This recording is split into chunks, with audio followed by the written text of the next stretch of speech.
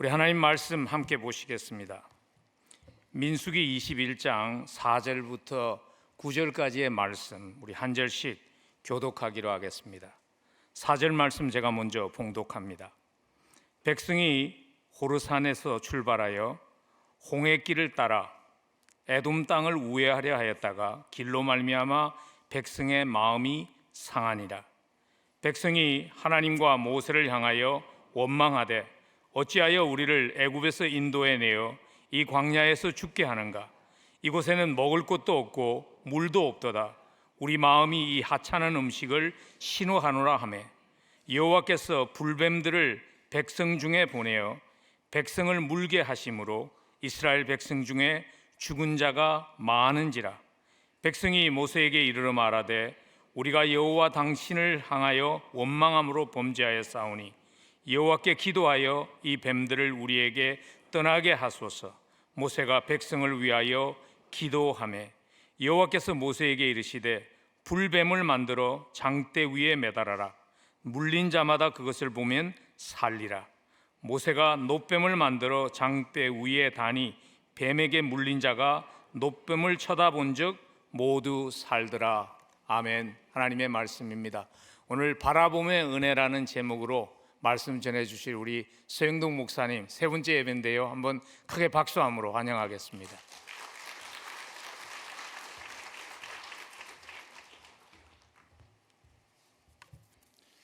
우리 함께 기도하시겠습니다.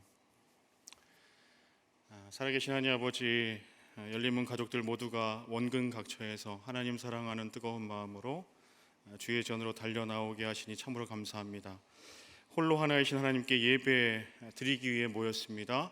우리의 감사와 영광을 받아 주시옵소서. 오늘도 만삭되지 못한 인생을 하나님의 말씀을 운반하는 자로 세우셨습니다.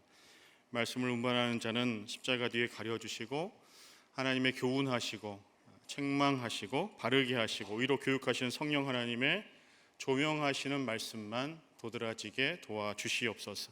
그래야 열린문 공동체가 취약한 인생을 향한 하나님의 한없으신 은혜에 동화되어 라마나역과 같이 말씀의 풍성함과 메마른 심령을 비옥하게 하는 성령의 은혜로 가득한 은혜 공동체 되게 하여 주옵소서. 감사하고 이 모든 말씀 예수님의 이름으로 기도하옵나이다. 아멘. 우리 모두는 사순절 12일째 두 번째 주일을 지내고 있습니다. 예수님이 고난을 묵상하고 고난이 갖는 의미를 되새기는 사순절 주간이 되셨으면 참 좋겠습니다. 사순절 며칠째인가 계속 이렇게 세보다가 팬데믹의 큰 파도가 일상의 우리의 삶을 덮친 지가 집어삼킨 지가 벌써 3년이 되었다는 것을 알게 되었습니다. 3년 동안 개인과 가정 또 사회, 국가 간에 여러 가지 많은 일들이 있었습니다. 많이 회복되었다고는 하지만 가족들끼리 모일 때도 어떨 때는 효율성을 따져서 온라인으로 모임을 대체하기도 하고요. 또 팬데믹 이전에는 아주 가깝게 다정하게 말씀하시던 분들도 조금 거리를 두고 대화를 하는 것을 보게 되었습니다. 가족 간에 또 공동체 간의 결속력과 또 이런 공동체 의식이 많이 시들해진 것이 사실이죠. 팬데믹에서 엔데믹으로 넘어가는 이 우리의 발걸음이 가볍지만은 않은 것 같습니다. 우리 어깨를 더 무겁게 하는 소식들이 있죠. 물가 불안, 경기 불안, 고용 불안. 미국의 실업률이 3.7%에서 연말에는 4.6%까지 증가할 전망이다. 경제 분석학자들이 내놓은 분석입니다. 160만 명에서 750만 명까지 실직자가 생길 것이다. 또 다른 민간 경제 연구소에서는 1,000만 명 이상까지 실직자들이 발생할 것이다라고 이야기를 합니다. 게다가 AI라는 인공지능의 등장으로 고용 불안이 더 심화되었습니다. 앞으로 AI 기술이 더 발전하면 그동안 우리가 선망의 대상으로 여겼던 그 기술, 굉장히 안정된 그런 직업들, 과연 정말 안정된 직업인가, 직업이었나 생각할 정도로 그렇게 불안정한 그런 직업이 될지도 모르겠습니다. 인간의 손을 떠나서 이제 인공지능, 모든 그 로봇과 시스템이 그 직업을 대신하기 때문이죠. 켄쇼 테크놀로지사의 켄쇼 인공지능 로봇이 골드만삭스 뉴욕 본사에 입사했습니다. 놀랍게도 이분은 먹지도 않고 자지도 않고 퇴근도 하지 않습니다. 휴가도 당연히 필요가 없겠죠.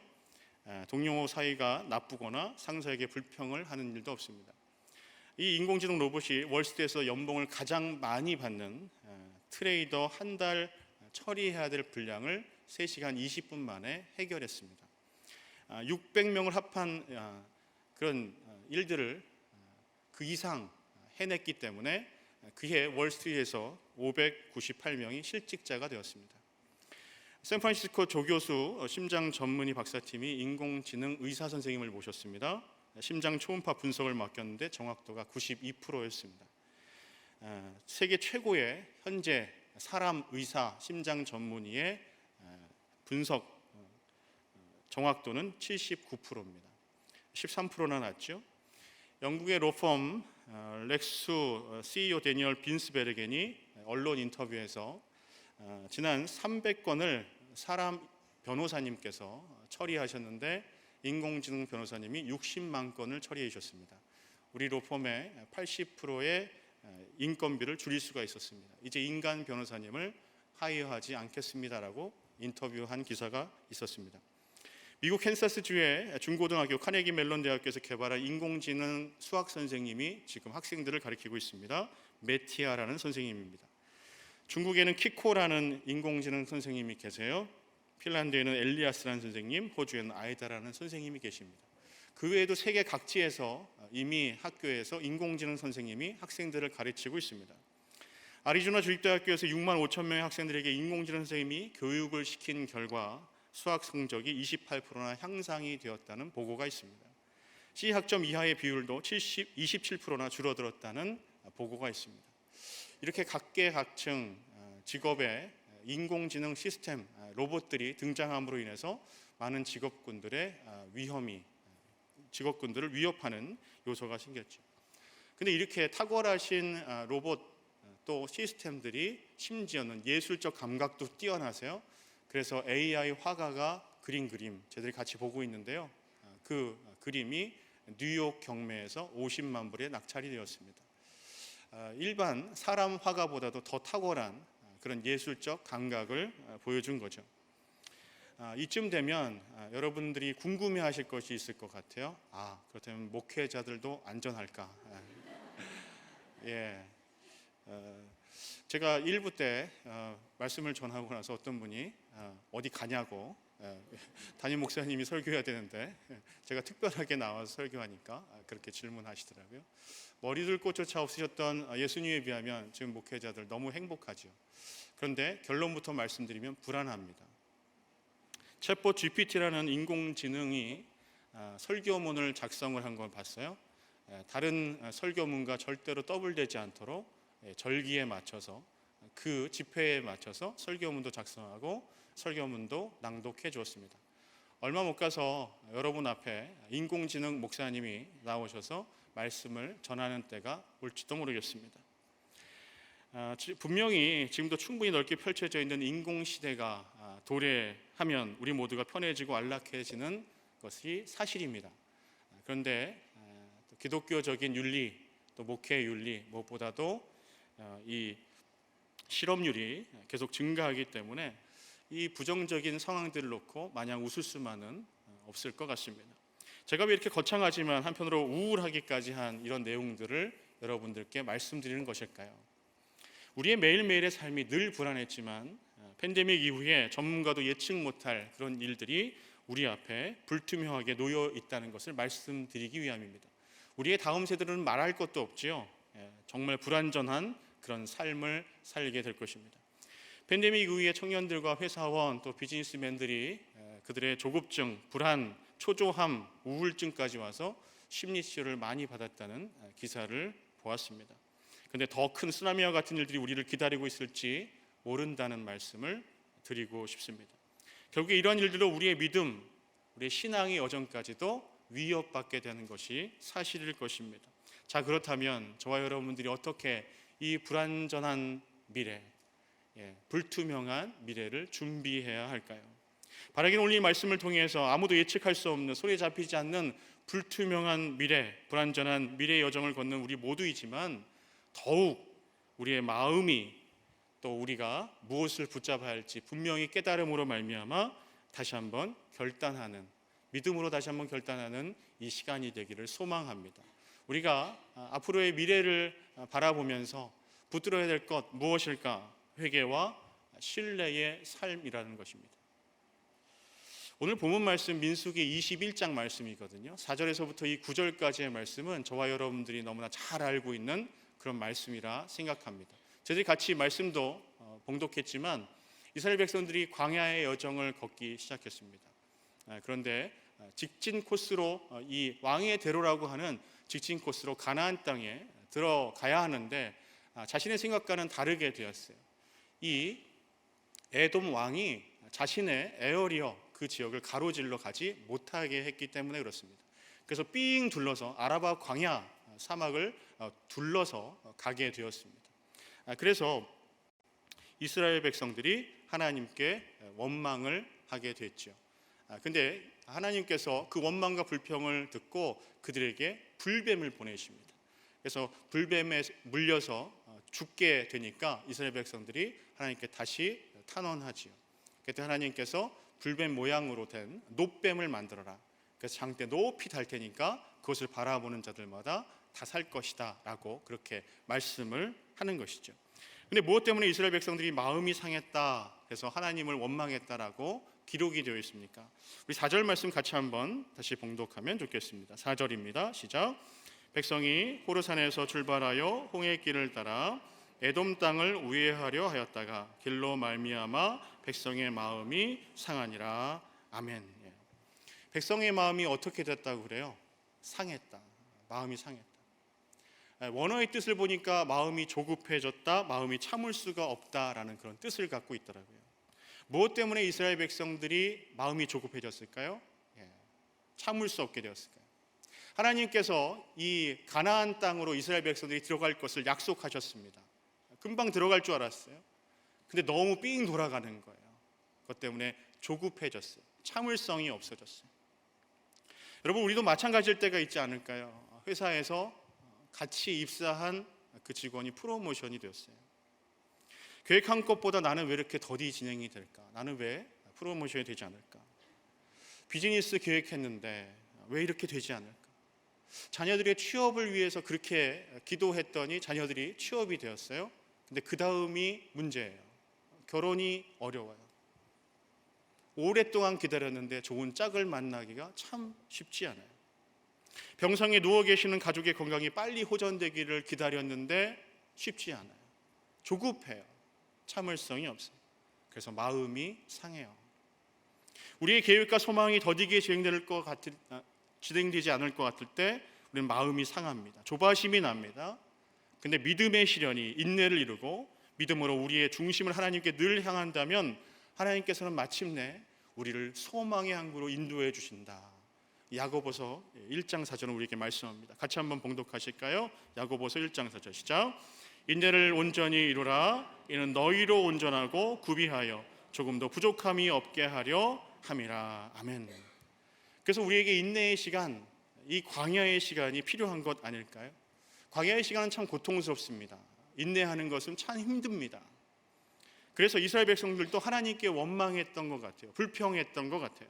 하지만 그 시간은 우리를 온전하고 구비하여 조금도 부족함이 없게 성숙시키는 자리이기 때문에 그 자리, 그 시간은 우리에게 너무나 큰 축복의 시간이다라는 것이죠.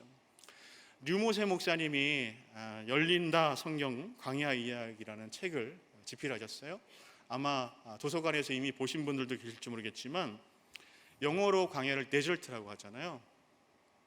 근데 히브리어는 광야를 미드바르라고 해요. 미드바르. 왜 미드바르라고 할까? 유대인들의 사고에는 광야에서 하나님을 만났던 유대인들의 애착과 설렘이 가득했기 때문입니다. 그래서 하나님의 말씀을 뭐라고 하는가? 다바르. 하나님의 말씀이 다바르. 근데 하나님의 임재의 장소, 지성소를 드비르라고 해요. 근데 이 하나님의 말씀 다바르와 하나님의 임재의 장소 드비르, 이 모든 것들의 어근이 광야 미드바르예요. 미드바르에서 나왔어요. 사실 광야라는 단어만 들어도 우리는 무엇이 연상됩니까? 땅이 쩍쩍 갈라지는 땅, 척박한 땅, 그리고 장렬한 태양빛이 굉장히 내려쬐는데 물 한 모금도 마실 수 없는 그것을 우리는 광야라고 연상하지 않습니까? 그런데 광야는 버려진 땅이 아니에요. 축복의 땅이라는 겁니다. 왜냐하면 하나님의 말씀이 임하는 다발의 장소이고요, 하나님의 임재의 장소, 드비리의 장소가 바로 광야이기 때문에 그렇습니다. 그래서 이 하나님의 계획과 비전을 보여주시기 위해서 저와 여러분들을 어떨 때는 조급하지만, 인내할 수 없지만 광야로 내모실 때가 있어요. 그래서 그 광야의 시간을 잘 이겨내면 하나님께서 하나님의 계획과 하나님의 뜻을 보여주신다. 출애굽기 19장 5절에서부터 6절은 이렇게 약속합니다. 같이 한번 봉독하겠습니다. 시작. 세계가 다 내게 속하였나니 너희가 내 말을 잘 듣고 내 언약을 지키면 너희는 모든 민족 중에서 내 소유가 되겠고 너희가 내게 대하여 제사장 나라가 되며 거룩한 백성이 되리라. 너는 이 말을 이스라엘 자손에게 전할지니라. 아멘. 하나님께서 이스라엘 백성에게 주신 약속의 말씀이에요. 하지만 오늘도 살고 있는 저와 여러분들에게 동일하게 주시는 말씀인 줄로 분명히 믿습니다. 그 광야의 시간이 너무 힘들지만 인내하면요, 약속이 성취되는 것입니다. 우리가 광야의 시간을 만났을 때 굉장히 중요한 것이 있어요. 그것은 무엇이냐면 우리의 반응입니다. 우리가 어떻게 반응하는가요? 이스라엘 백성들이 어떻게 반응했는가 한번 보세요. 5절 말씀 같이 한번 봉독합니다. 5절입니다. 시작. 백성이 하나님과 모세를 향하여 원망하되 어찌하여 우리를 애굽에서 인도해내어 이 광야에서 죽게 하는가? 이곳에는 먹을 것도 없고 물도 없도다. 우리 마음이 이 하찮은 음식을 싫어하노라 하매. 아멘. 이스라엘 백성들이 어떻게 반응했나요? 원망하고 불평했어요. 결국에 장래에 대한 소망과 하나님의 믿음에 대한 확신을 갖고 있지 못했기 때문에 하나님께 원망했어요. 하나님을 대적했어요. 근데 여기에 중요한 구절이 있어요. 우리 마음이 이 하찮은 음식을 싫어하노라. 하찮은 음식. 무엇을 가리킬까요? 만나예요. 만나. 이스라엘 백성들이 40년 동안에 광야에서 그렇게 살 수 있었던, 생명을 부지할 수 있었던 이유가 무엇일까요? 하나님께서 만나와 메추라기로 그들을 먹이셨기 때문이죠. 근데 내일이 걱정돼 가지고 내일 먹을 것 같이 만나를 모아두면 어떻게 됐죠? 썩었어요. 먹을 수가 없었어요. 근데 하나님께서 날마다 생명 양식을 하늘에서부터 큰 저장고를 여셔서 그 많은 이스라엘 백성들을 다 먹여주셨어요. 그때는 너무 기뻤어요. 그때는 너무 감격스러웠어요. 근데 이제는 하찮은 음식이다. 폄하했어요. 원어의 뜻을 보니까요, 그 하찮은 음식이 가치 없는 음식, 진절머리 나는 음식이라는 뜻을 갖고 있대요. 근데 놀랍게도 그 만나가 무엇을 예표하는지 여러분 아시죠? 요한복음에서 요한은 이렇게 그 말씀을 설명합니다. 6장 48절 51절 같이 봅니다. 시작. 내가 곧 생명의 떡이니라. 너희 조상들은 광야에서 만나를 먹었어도 죽었거니와 이는 하늘에서 내려오는 떡이니 사람으로 하여금 먹고 죽지 아니하게 하는 것이니라. 나는 하늘에서 내려온 살아있는 떡이니 사람이 이 떡을 먹으면 영생하리라. 내가 줄 떡은 곧 세상의 생명을 위한 내 살이니라 하시니라. 아멘. 이 하찮은 음식, 진절머리 나는 음식, 그 음식이 만나인데 그 만나는 예수 그리스도를 예표합니다. 그러니까 사실 이 음식을 진절머리 난다, 원망하고 불평하는 것은, 저주하는 것은 누구를 향해서 하는 걸까요? 예수 그리스도. 하나님을 향해서 원망하고 모세를 향해서 원망하고 예수 그리스도를 향해서 원망하는 이러한 모습들이 이스라엘 백성들 가운데 일어나게 되었다라는 것이죠. 이스라엘 백성들이요, 애굽에서의 생활, 그때를 너무 그리워하는데요. 여러분 그때의 생활을 잘 아시잖아요. 계속 노예살이를 할 수밖에 없었습니다. 채찍에 맞으면서 계속 노동을 할 수밖에 없었어요. 견딜 수가 없어서 하나님께 부르짖었잖아요. 하나님, 언제까지 우리를 가만 놔두시겠습니까? 하나님께서 그 부르심을 듣고 모세를 통해서 출애굽을 시켜줬는데 그때로 다시 돌아가고 싶대요. 그리고 하나님을 원망하는 거예요. 이스라엘 백성이 현재의 행복에 눈이 가려져서 과거의 불행을 제대로 기억하지 못하고 있습니다. 왜 이러한 일이 생기게 되는 것일까요? 그것은 하나님에 대해 신뢰하지 못하기 때문이 아닐까요? 신뢰가 그들의 마음 가운데 부재하기 때문이 아니겠습니까? 하나님을 신뢰하지 못하니까 모세를 신뢰하지 못하는 거예요. 결국에 만나의 신 예수 그리스도를 저주하고 있는 것입니다. 하나님은 우리가 믿음이 성숙하고 성장하기를 원하시면 뺄셈을 시작하신다. 한홍 목사님이라는 분이 그런 말씀하시더라고요. 이렇게 쓰여 있더라고요. 하나님은 믿음이 성숙해지면 내가 주님만을 믿습니다. 나를 받으옵소서라고 스스로 고백하게끔 하십니다. 하나님은 아브라함에게 내려놓음에 시험을 주시고 가장 좋아하고 사랑하는 것을 포기하는 것이 진정한 신앙이다라고 말씀하십니다. 포기의 강도가 높아지면 높아질수록 믿음의 강도가 높아집니다. 그러나 훗날 하나님께서 우리 인생에서 뺄셈을 통해서 덧셈을 하셨다는 것을 알게 됩니다. 여러분, 이 말씀이 무슨 뜻인지 아시나요? 이스라엘 백성들 가운데 하나님께서는 이 광야 생활을 통해서 믿음이 성장하기를 원하셨어요. 더욱더 체질이 변화되어서 하나님과 교통하고 하나님과 교제하는데 부족함이 없는 신앙의 높은 믿음의 장성한 분량에까지 이르기를 원하셨어요. 그래서 뺄셈을 시작했어요. 광야에서 그래서 생활하게 하셨어요. 근데 하나님의 그런 기쁘신 뜻을 이스라엘 백성들은 몰랐어요. 그래서 원망하기 시작했고요, 불평하기 시작했어요. 그 뺄셈의 시간을 잘 지나면 덧셈이 될 것을 몰랐던 것이죠.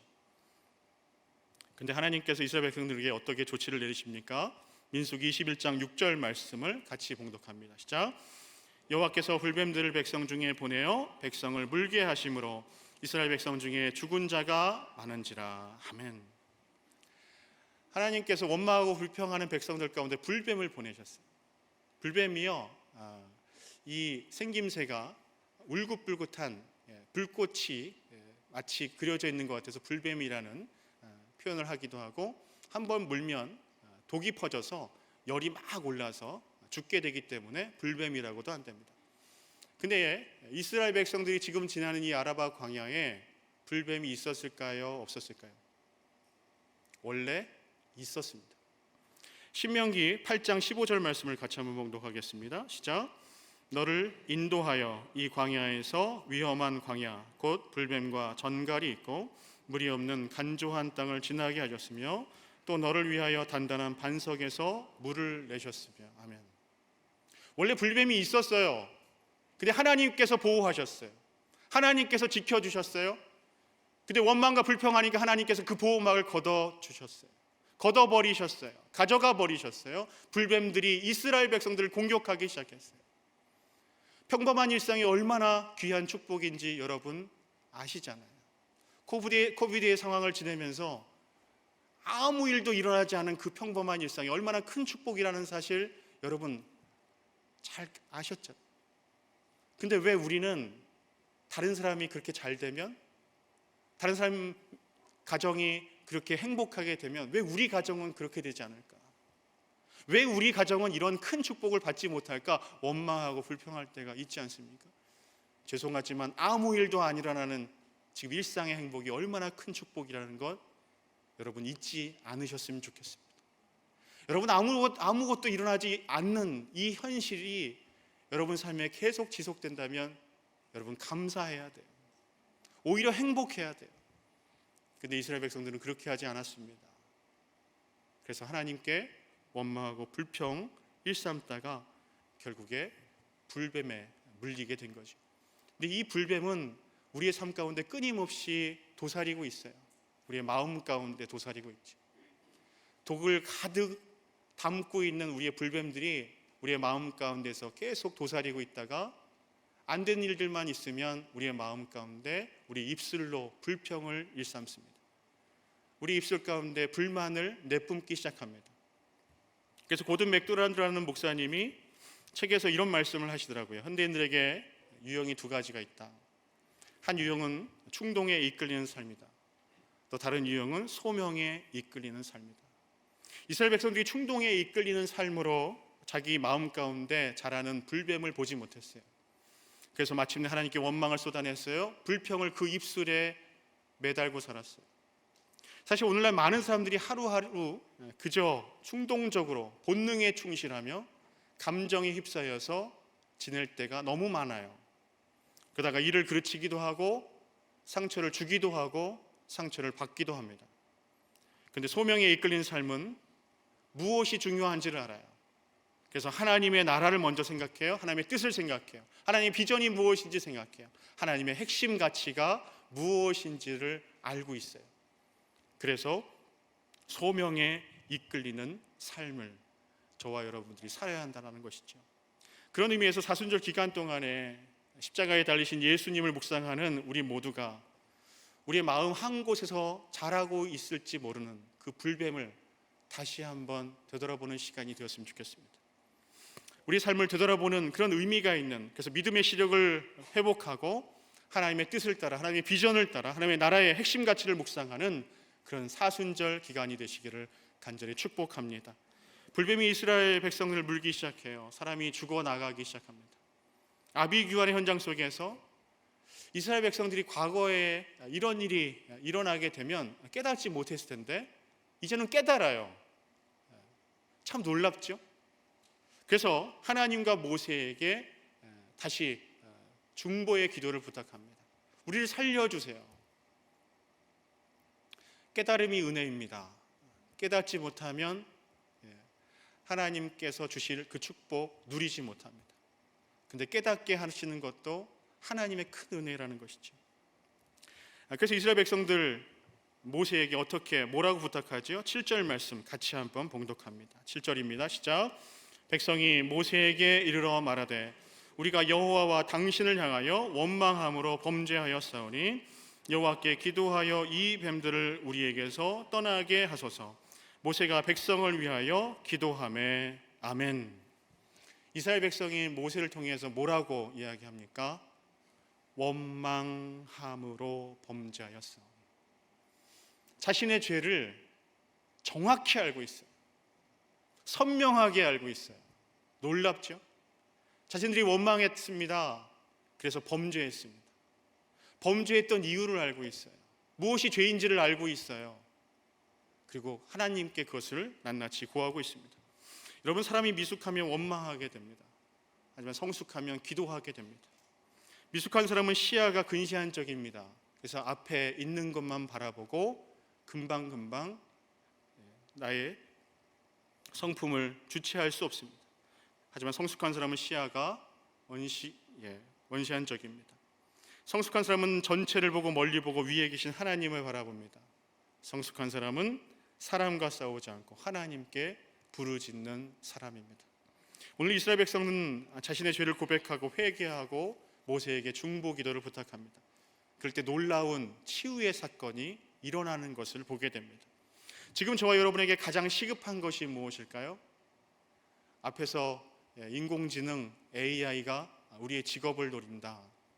앞으로 닥칠 위기, 불투명한 미래, 그런 것들을 준비해야지. 물론 준비해야지. 다른 사람들이 이것을 준비하니까 나도 이것을 준비해야겠다.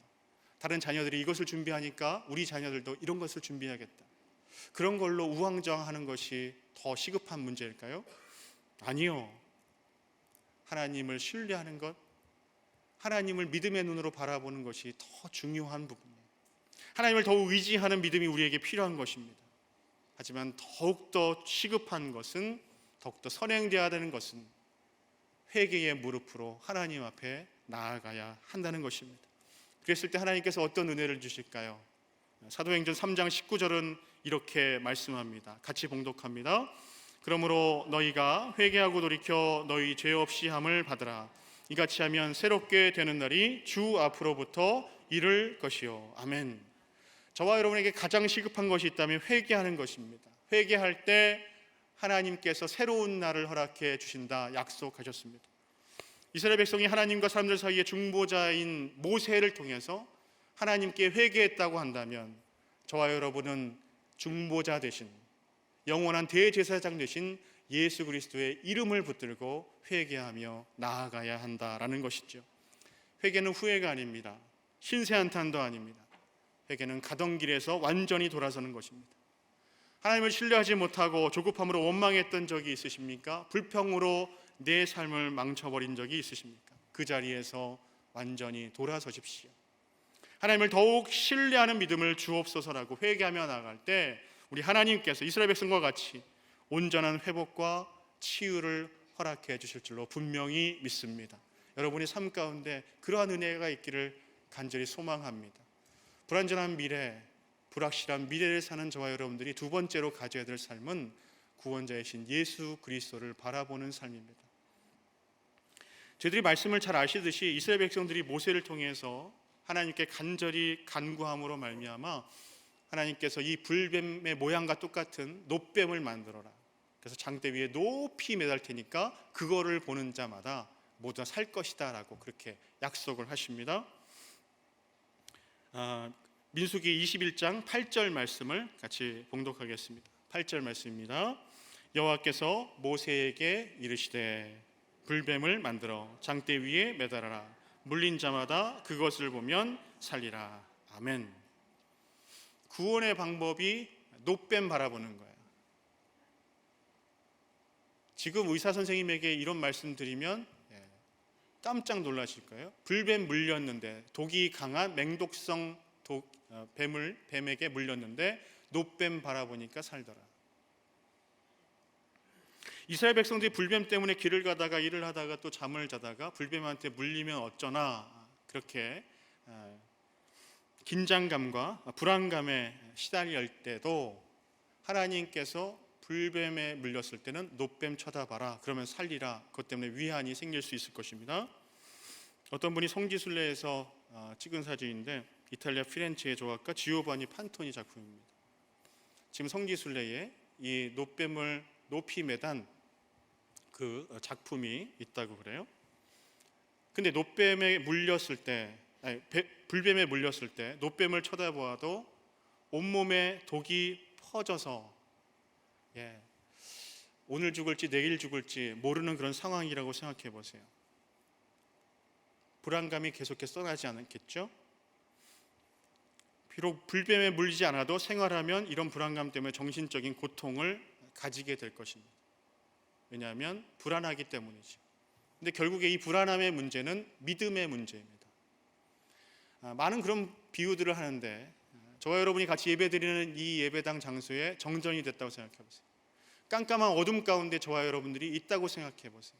그럼 불안하겠죠? 우리의 마음 가운데 불안함으로 가득하겠죠. 근데 라이트벌브 하나만 켜져도 그 빛 때문에 모든 어둠은 언제 그랬냐는 듯이 깨끗이 사라지겠죠. 우리의 마음 가운데 불안함으로 가득 차 있는데 그 마음 가운데 믿음 하나가 생기면 놀랍게도 그 불안감은 언제 그랬냐는 듯이 깨끗이 사라질 것입니다. 이 세상도 불뱀으로 가득 차 있어요. 언제 우리를 물지, 언제 우리를 해할지 알지 못하는 그런 불뱀들이 도사리고 있어요. 그 불뱀이 뭐죠? 죄악입니다. 죄악이 도처에 널려 있어요. 언제든지 우리들이 그 죄에 넘어지게끔 그 죄가 곳곳에서 도사리고 있어요. 근데 하나님께서 불뱀 사건을 통해서 이 놋뱀이 진정한 누구다라는 것을 말씀하고 있죠. 예수 그리스도. 그래서 요한복음 3장 14절에서부터 15절은 이렇게 말씀합니다. 같이 한번 봉독합니다. 시작. 모세가 광야에서 뱀을 든 것 같이 자도 들려야 하리니 이는 그를 믿는 자마다 영생을 얻게 하려 하심이니라. 아멘. 놋뱀이 예수 그리스도를 예표하는 겁니다. 근데 지금도 유대인 랍비들과 놋뱀을 쳐다보는 것이 왜 구원과 관련이 있는가, 그것을 많은 성서 신학자들과 디베이트를 하고 있다고 그래요. 그래서 신학 박사이면서 바울신학의 권위자인 김세훈 박사님이 자신의 책에서 이렇게 말씀합니다. 이것은 바로 아래 세상에서 구원의 가능성을 찾을 수 없다는 뜻입니다. 이 아래 세상에 사는 인간의 가능성에 절망하고 오로지 눈을 들어 위에 하나님을 바라볼 때 구원이 있다는 뜻입니다. 그리스도를 바라보면 위에 하나님께 의존함인데 그때 하나님은 우리에게 위로부터 그의 영, 곧 성령을 주시어 이에 힘입어 우리가 다시 나고 영생을 얻게 된다는 것입니다. 그러므로 우리의 구원은 위에서 오신 분으로서 예수가 십자가에 들려 올려짐으로만 가능합니다 라고 그분이 말씀하시더라고요. 죄악으로 물들어 있는 우리의 삶과 죄로 인한 상처 때문에 고통을 받고 있는 우리들을 치료할 수 있는 분, 그분이 바로 예수 그리스도십니다. 오직 죄를 경험하였으나 죄하고는 상관이 없으신 분, 그분이 바로 예수 그리스도이십니다. 죄의 상처로 인하여 고난을 겪었으나 죄 자체를 향하여 부활을 통하여 승리를 선포하시는 분, 그분이 바로 예수 그리스도이십니다. 그분을 바라보면 살아요. 그분을 쳐다보면 살아요. 그래서 민수기 21장 9절을 말씀 보세요. 중요한 포인트가 있습니다. 무엇일까요? 9절 말씀 같이 봉독합니다. 시작. 모세가 놋뱀을 만들어 장대 위에 다니 뱀에게 물린 자가 놋뱀을 쳐다본즉 모두 살더라. 아멘. 쳐다본즉 모두 살더라. 쳐다보지 않으면 죽어요. 반드시 죽어요. 분명히 죽어요. 하지만 바라보면 살아요. 쳐다보면 모두 살아요. 열애 없이 살아요. 모두가 살 수 있어요. 하지만 보지 않으면 죽어요. 물론 이미 뱀에 물려서 꿈쩍 못하는 분들도 계실 것입니다. 이스라엘 백성들 가운데. 하지만 금방 물려서 어떻게 해서든지 움직일 수 있는 분들도 있으실 겁니다. 근데 사람들마다 차이가 있을 수는 있지만 그 놋뱀 바라보는 것에 대해서 하찮고 아주 사소하고 필요 없다라고 생각하는 분들도 있을 거예요. 꽃방귀를 뀌면서 지금 이 중요한 시간에 지금 불뱀에 물려서 지금 죽을지 이따가 죽을지 알지 못하는 그 상황인데 놋뱀 쳐다보라니 넌센스잖아요. 꽃방귀 낀 이스라엘 백성들도 있었을 것입니다. 하나님께서 말씀하시는 이 말씀, 불뱀 모양처럼 만들어서 놋뱀을 바라봐라. 무엇을 의미하는 것일까요? 믿음으로 순종해라라는 뜻입니다. 순종이 능력이라는 거예요. 아무리 하찮게 보여도, 작고 사소하게 보일지라도 하나님의 말씀을 순종하면 능력이 있어요. 근데 하나님의 말씀에 순종하지 않으면 능력이 없어요. 나타날 수가 없어요. 회복의 치유의 역사가 순종하며 일어나지만 그렇지 않으면 일어날 수가 없어요. 쳐다봐야 합니다. 바라봐야 합니다. 바라보지 못하는, 쳐다볼 수 없는 상황에 있는 분들 계시면 같이 바라보게 해야 합니다. 바라봐야 돼. 쳐다봐야 돼. 저와 여러분에게 하나님께서 말씀하시는 믿음으로 순종을 해가는 것, 어떤 것이 있을까요? 저는 크게 두 가지를 말씀드리고 싶어요. 첫 번째는 예배를 소중히 여기십시오. 또 그 소리 하네. 또 그 소리. 맨날 그 소리 하네. 여러분, 이번 주일 예배 안 드려도 괜찮아요. 다음 주일이 있으니까요. 다음 주일 예배 안 드려도 괜찮아요. 그 다음 주일이 있으니까요. 근데 그 시간조차도 우리의 시간이 아니라는 거 아시죠? 잠시 잠깐 어떤 일이 생길지 우리 알지 못해요. 근데 우리가 하찮게 여기고 매번 드렸는데 뭐 그렇게 중요해, 사소하게 생각했던 그런 예배, 하나님께서 너무 소중하게 여기시는 예배입니다. 물론 상황이 여의치 않으신 분들도 있으세요. 함께 현장에서 예배를 드리지 못하는 분들도 계세요. 충분히 이해합니다. 근데 여러분이 예배를 사소하게 여길 때, 하찮게 여길 때, 빨리 예배 드리고 딴 것 해야지 라고 생각하는 그런 마음 가운데 하나님께서는 여러분에게 은혜를 주실 수 없으실 거예요. 은혜로 여러분들에게 채워주지 못하실지도 몰라요. 왜냐하면 사모하는 자에게 하나님께서는 충만함으로 허락해 주시기 때문입니다. 시편 107편 9절은 이렇게 말씀합니다. 같이 한번 봉독합니다. 시작. 그가 사모하는 영혼에게 만족을 주시며 줄인 영혼에게 좋은 것으로 채워 주심이로다. 아멘. 하나님은 지금도 여전히 충성되게 참되게 예배하는 예배자들을 찾으시는 줄로 분명히 믿습니다. 그래서 요한복음 4장 23절 24절은 이렇게 말씀하는 건 아닐까요? 아버지께 참되게 예배하는 자들은 영과 진리로 예배할 때가 오노니 곧 이때라 아버지께서는 자기에게 이렇게 예배하는 자들을 찾으시느니라. 하나님은 영이시니 예배하는 자가 영과 진리로 예배할지니라. 아멘. 하나님은 지금도 충성되게 매번 드리는 예배지만 아주 값지게 귀하게 예배드리는 예배자들을 찾으시는 거예요. 두 번째로는 여러분에게 믿음의 순종, 이것을 말씀드리고 싶어요. 말씀을 소중히 여기십시오. 또 그 소리 하네. 또 그 얘기입니다. 이스라엘 백성이 40년 광야 생활에서요, 불기둥과 구름기둥으로 인도하셨어요. 철저히 하나님의 은혜의 말씀에 의지해서 살기를 바라시는 하나님의 사인판입니다. 하나님께서 이스라엘 백성들을 인도하셨을 때 말씀으로 인도하셨어요. 그 말씀이 불확실한 미래, 불안전한 미래에 살고 있는 저와 여러분들도 인도해 가실 것입니다. 그래서 신명기 8장 3절은 우리에게 이렇게 말씀하는 것 아닐까요? 같이 한번 봉독하시겠습니다. 시작. 너를 낮추시며 너를 줄이게 하시며 또 너도 알지 못하며 내 조상들도 알지 못하던 만나를 내게 먹이신 것은 사람이 떡으로만 사는 것이 아니요 여호와의 입에서 나오는 모든 말씀으로 사는 줄을 내가 알게 하려 하심이라. 아멘. 우리가 자칫 사소하게 여기는 것, 작게 여기는 것, 하찮게 여기는 것, 혹시 하나님의 말씀은 아닙니까?